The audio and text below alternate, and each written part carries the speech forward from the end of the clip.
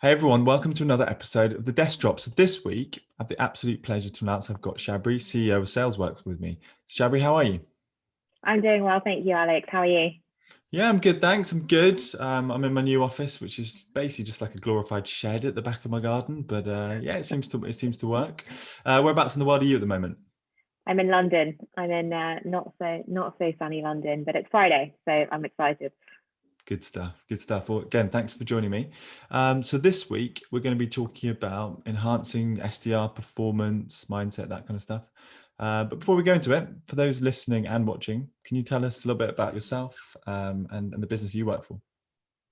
Yeah, absolutely. Well, thanks for having me. So, by way of introduction, I'm Shabri Lakhani, CEO of SalesWorks. SalesWorks is a sales development and advisory company focusing on the optimization of sales development teams. So I started SalesWorks in 2018. I led the company to acquisition last May, and we specialize in advisory services for sales development teams and also training. My background prior to SalesWorks was building and leading the sales development team and inside sales team at Finastra. So I grew the team there from 3 to 50, and I did that across all regions, so Europe, Asia, Middle East, Africa, and Americas. So this is something that's incredibly close to my heart, and I'm really looking forward to diving into this with you today. Very cool. 3 to 50. I'm going to have to dig into that a little bit because I'm sure there are lots of ups and downs. But let's start with something that I think is sort of certainly on my mind at the moment. Kind of the profile of the SDR, or yeah, we call them BDRs here, but same similar thing. The profile of the SDR in so many companies can be quite devalued. What are you seeing at the moment? I think you're spot on. I think that we've done a good job, not a great job. I think we've done a good job in the last few years at raising the profile of the SDR role. I think the way that we talk about the role has to continue to change. I'm a big fan and believer of the fact that the SDR and the AE are a pair. And I think that if they are talked about as a junior role, then you start to get SDR talking about when can they progress, when can they be promoted, because they're not seeing where they are as a valued role. And so I think sales leaders, founders, CEOs, I think have got to continue to do a good job at recognizing the value of that team. And then the way that we talk about and the respect that comes with that role has to change. I think there are things in the industry that have helped with that. So I think communities like SDRs of London and sales confidence and award ceremonies, I think are helping with that at an industry level, but I think there's a significant role that companies have to play in that as well. Interesting. Yeah, look, I've spoken to a lot of sales leaders. I suppose I used to be one in the past where perhaps the value wasn't placed as high. Like, why do you think that's happened? I think part of it has happened because typically, not exclusively, typically the profile of an SDR is someone who is straight out of university, they're on a graduate starting salary. And so companies see that as a more junior role, or it's an entry point within the organization. I think some of the tasks that SDRs have to do, like cold calling and things like that, are then seen as not as much of a high value task. And I completely disagree with that, right? I don't think that's the case. I think we also should stop calling it cold calling. I think we should call it outbound calling or prospecting, because cold calling has got this B2C, I'm calling you to sell you insurance stigma to it, right? And so I think that it's seen as that way because it's the entry point to the organization. But one thing I'm a big fan of is asking companies to define a mission statement behind their SDR team. And a mission statement can be anything. Your mission statement could be, we're building an SDR team so they can be the talent bench for the organization, or I'm building an SDR team so we can have the best graduate sales and training development program, in this particular industry, or I'm building an SDR team so we can be a partner to deliver pipeline to the sales organization. that's where I think you should start, and then you can work backwards. But I think if you have a clear strategic mission statement, I think that's something that can actually help with the value of a sales development team. Wow, I love that mission statement. We don't have one, but I'm going to get writing after this because I think that's an amazing idea. And you spoke about sort of AEs and SDRs being peers. One of the things that I've noticed over the years is that kind of handoff point, that really critical moment where a customer raises their hand or prospect raises their hand saying, yes, I'd like to see your product or jump on a call or whatever.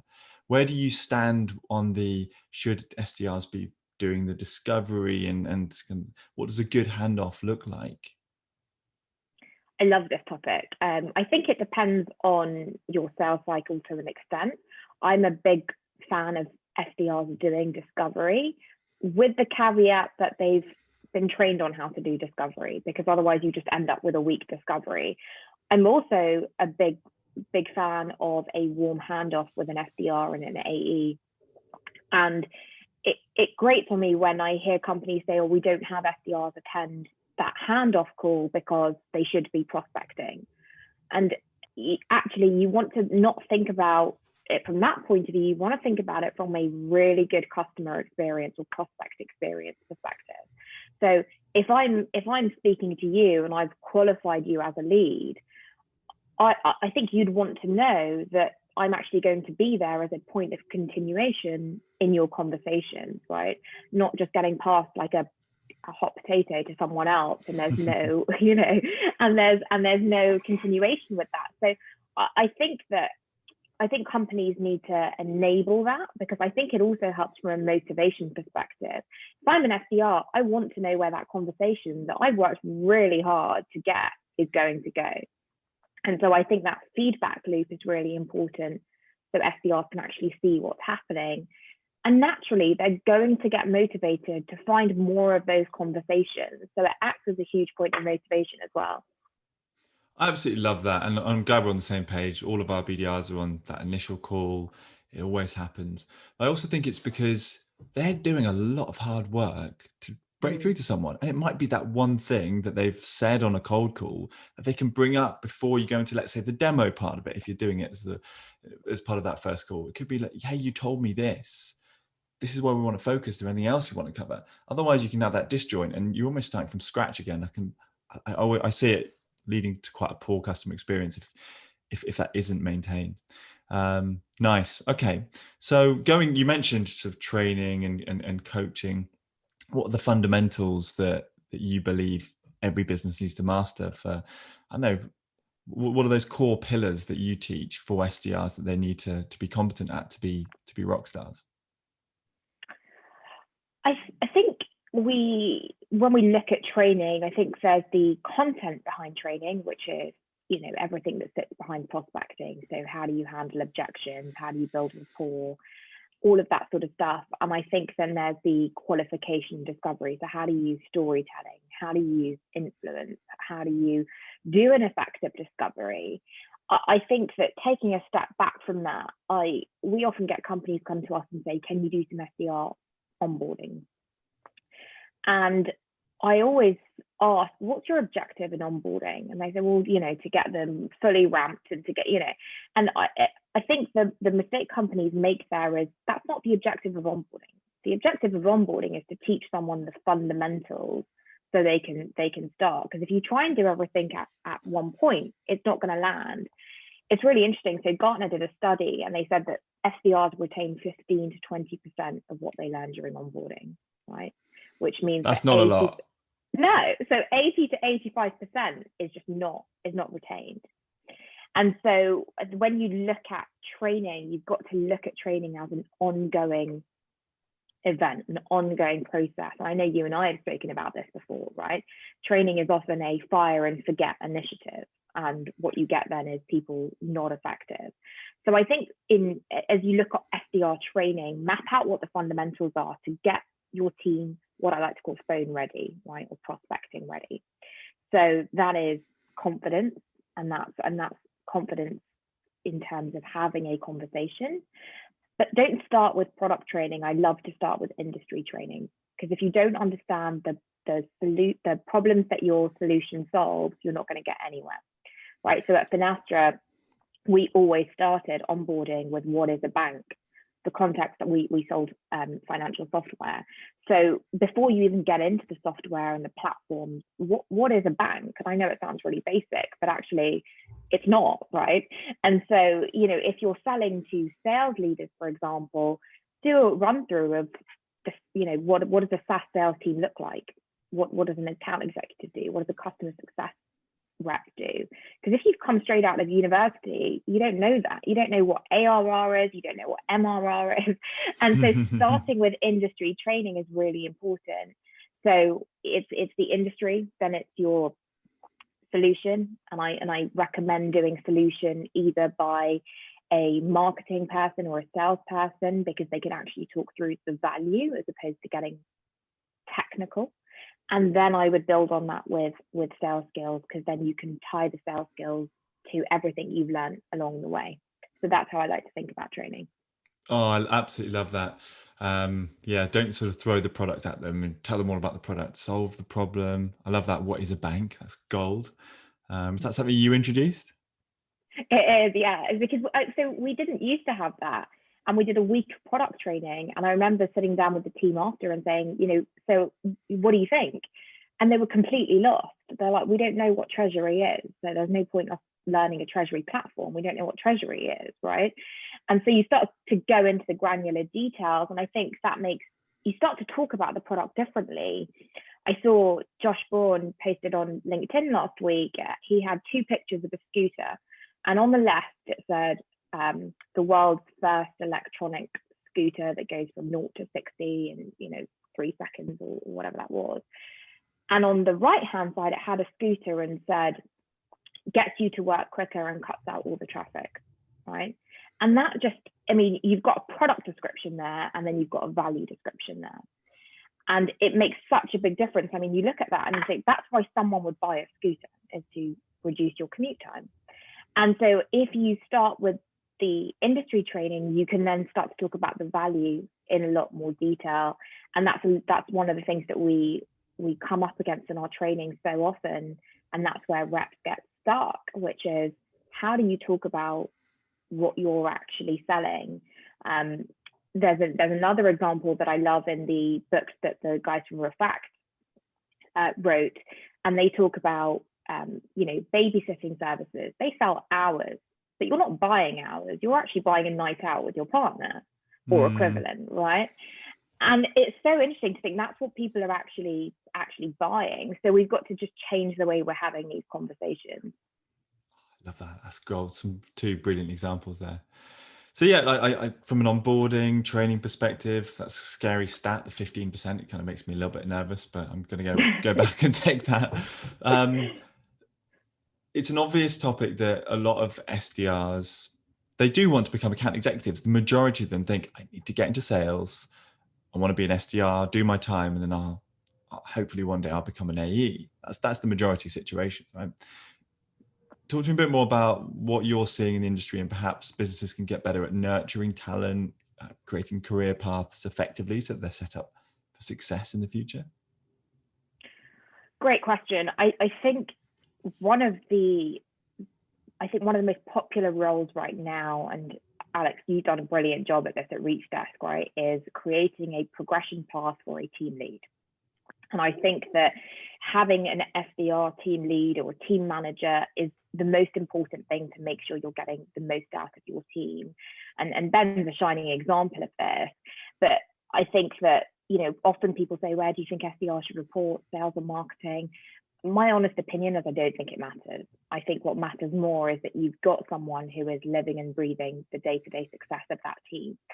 So get to the point where you are progressing a team lead or something like that, because your team's going to outgrow, and suddenly you're going to need a manager and you're going to really struggle to find one. There's a bit of a supply and demand issue, I think, with SDR managers right now, because the SDR role has grown so much over the last 3 years that there's not enough managers that are in the industry that have got that experience to do that. So nurture talent from within and have a look at who in your team could be that natural leader. I think when you're thinking about career paths and progression, you're going to have two types of people in your team. You're going to have your rock stars and you're going to have your superstars. Right, your superstars are likely going to be the ones that want to be an AE, and your rock stars are going to be the ones that can take on some additional responsibility, whether it's onboarding, mentoring, coaching, and have a look at how you can leverage both of those types of personalities. I think that every team should have both, but be careful about promoting people that don't want to be a team lead, or promoting someone to an account executive who doesn't want to be one. So have a look and start to think about succession planning within your team, because it will help with attrition and retention, which is such a huge topic in the SDR world. Yeah, it's amazing, isn't it? And I love that. Have those succession plans. I think it's really important. It's something that I've done in the past and continue to do. But that shortage of SDR managers is becoming more and more alarming. Again, do you think that's because it's just that natural path that people go, I want to be an AE, and it comes back to the first topic we were talking about, which was the value of the SDR role. Like, why do you think that's happened, and how do you think we can solve it? I think it probably happened because I think the SDR role has grown so much in the last 3 years that teams have gone from 2 to 6, 6 to 10, because they see that is a demand generation program that is working. And so I think that companies have been a bit more reactive into, okay, who's going to manage this team? Or we now need a process, or we now need to build out, our tech stack, or, a similar journey to what I'm sure ReachDesk has gone through. And so 2 years ago, we launched our SDR leadership workshop, and we were the first company to do it. And scarily, we're still the only company in the UK that offers SDR leadership training. Wow.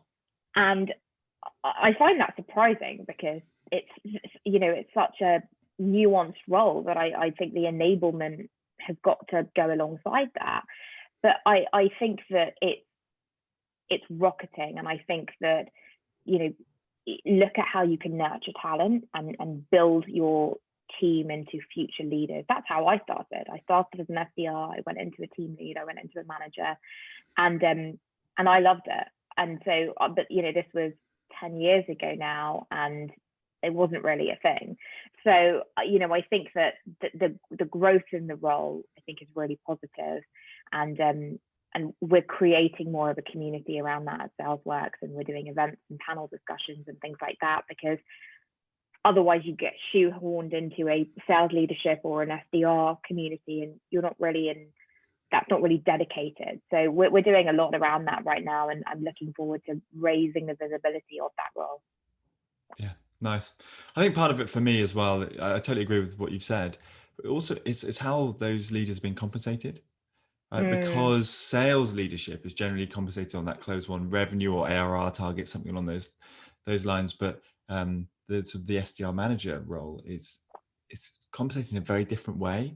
It actually deters people, and I think one of the things I'm trying to do, well, I am doing, is realigning that a little bit more, so there's a bit more parity.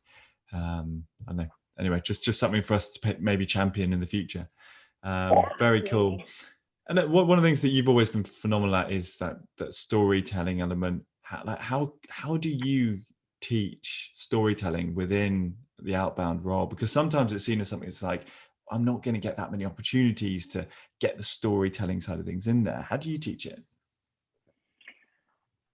Love this topic. I think storytelling is a really good opportunity not to reel off household names that you work with. That's what sometimes people think storytelling is. At SalesWorks we work with Garmin and SalesLoft and ReachDesk. That's not creating a connection. The way that we like to structure our stories, they've got 3 components. So you've got the hero, and that is not you. The hero is your customer. You've got the pain, so that's the pain that your hero had before you came along. And then it's the impact. So you've got hero, pain, and impact. And the most important part of that story to me is the hero. So often reps will say, we were working with ReachDesk and they were struggling to ramp their reps up, effectively and productively. you don't really feel a massive bond to that, right? I think the most important part is giving your hero as much context as possible. So give your hero a name, give them a role, give them some internal and external context. So it sounds something like, we were speaking with Alex, who's co-founder at ReachDesk. Alex started ReachDesk 2 years ago, and he had really ambitious growth targets for the business. One of the things that Alex was really struggling with was how to ramp up his reps effectively and productively without taking too much time away from his day-to-day role. So we were working with Alex, and suddenly you've got a name, you've got a role, you've got how long they've been in that role for, and suddenly you start to just feel a bit more connected. Even if you don't know Alex, you just start to feel a bit more connected. And so it's all about giving your heroes a personality and some context that people can relate to, and it humanizes the sales process. And I know this is something that you're a big fan of as well, but it's all about humanizing and building those emotional connections. So that's a big part of storytelling. And then the second part, which is pain, people don't go into pain enough when they're telling stories because they don't like to make people feel bad. So we encourage reps to go really deep into what was the pain they were actually facing, right? And really try and maximize that, because the more you maximize the pain, when you then talk about the impact, that's a lot greater. So that's the framework that we use at storytelling, and it's one of my favorite modules to teach. And we get reps to then write their own stories and come back and present them. So it's one of my favorite training modules, actually. I'm really glad you asked. Love that. You've got me sold. I feel like Alex needs some help. Awesome. Well, look, we're nearly up for time, Shabri. I like to ask 3 simple questions at the end. We talk a lot about all the good things we could be doing right now. A lot of great advice, just like the nuggets of gold that you've just given. What are the things that, or perhaps one thing, you would tell people to stop doing out there? Let's focus specifically on SDRs. I would say it's about mindset. So I hear a lot of reps pick up the phone and they've got a bit of a negative mindset and they think this person isn't going to pick up. And we've all got it in our heads over the last year that the phone doesn't work. And, I don't agree with that because I've seen it work really well. But what happens when you pick up the phone with a negative mindset, thinking this person isn't going to answer, is when they do answer, you're on the back foot. Your confidence goes down. You start to scramble with an effective call opening, and it's really difficult to make your way back from that. So I encourage reps to picture what a successful outcome looks from that call. So you might think, I'm going to pick up the phone and this guy's going to pick up, and I've been trying him for weeks and I'm going to get a meeting with him. Picture a successful outcome. It's all about mindset. So picture that successful outcome, and that will massively help with confidence. Nice. So picture this. Yeah, I love that. I've had plenty of cold calls myself in the past. The phone definitely still works, but a lot of them are like a bit shocked that I've answered and I want to speak to them. So always have that positive mindset. There's so many simple things you can do to put yourself in a good spot as well there. But I think it's really good advice. Now, obviously at ReachDesk, we love direct mail, gifting. What's the best thing you've ever been sent in the post? Something really simple, actually. It was a handwritten note, and okay. I think it was a pattern interrupt for me, because I don't think that we put pen to paper as much as we used to. And the fact that someone took time to actually put pen to paper and send me a handwritten note that was personalized, thoughtful, and to me, that beat champagne and other things like that I've received. That's not to say that I don't love champagne, by the way. So always open to receiving champagne. No taken. But I loved the handwritten note. It was the first one I received, and for me, that was a pattern interrupt, and it immediately got my attention. Very cool. Love a good old school little note. Just very, very human, very tailored. That's very cool. Shabri, we're up for time. Before we go, how can people find you, follow you, get in touch with you? Feel free to connect with me on LinkedIn, so Shabri Lakhani, and I tend to post weekly blogs on anything and all things sales development, so you can follow the content there. And I'd love to hear from anyone who's thinking about or setting up a sales development team. Very cool. Very cool. Like, for anyone who's watching and listening, do follow Shabri. She's got some absolute gold that she posts. I've been a big follower of yours for a while, and I've learned a lot from you. So Shabri, it's been a real pleasure. Thank you so much for joining me today. And yeah, we'll catch you soon. My pleasure. Thank you for having me. Thanks a lot. Bye.